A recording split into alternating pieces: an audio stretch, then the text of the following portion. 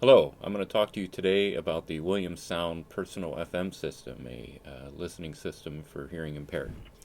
And this system consists of two pieces, the transmitter that the talent or speaking person will be using, and then the receiver portion that the hearing impaired individual will be using. The most important thing is to make sure you start out with fresh batteries. The batteries on the receiver are here in the back. You just push down on the little tab, and there's two AA batteries in here. And these systems can use either alkaline or nickel metal hydride rechargeable batteries. The most important part is just to make sure that they're good fresh batteries to start. And the same goes for the receiver, little door right there. The other thing that is very important on this system is to make sure that the transmitter and the receiver are both set to the same frequency. On the transmitter portion, it's very accessible, a little rotating knob there with frequencies 1 through 16. As long as you are set on the same frequency or channel, some people refer to it, then the system will operate correctly.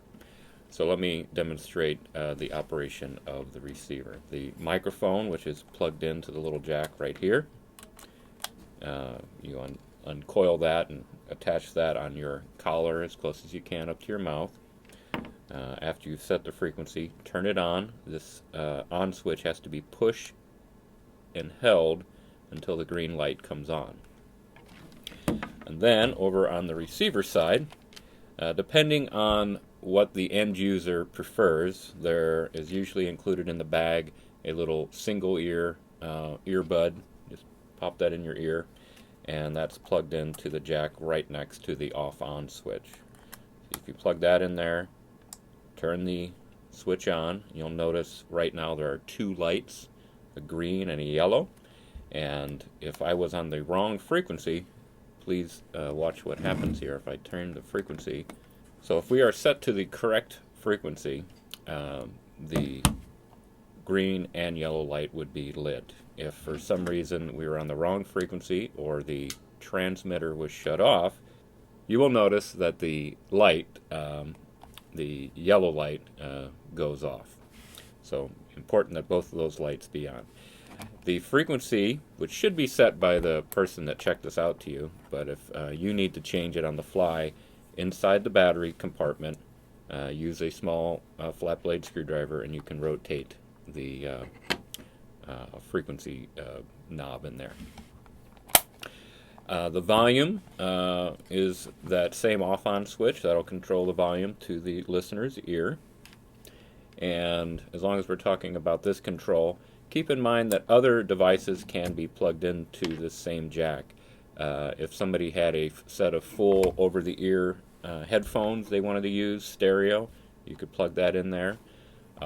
Some folks have a inductive neck loop or a hearing aid that can utilize an inductive neck loop. How this works, you plug that into the same jack that the headphones go into, and the loop just goes around your neck.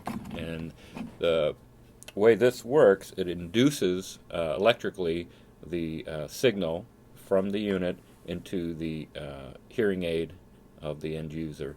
And some folks have a hearing aid that has a switch on it to activate that function. They'll be more familiar with that depending on the model of their hearing aid. All right, so let's go back to the standard operation here. And as I pointed out, there is another knob here. This knob is the volume of the local microphone.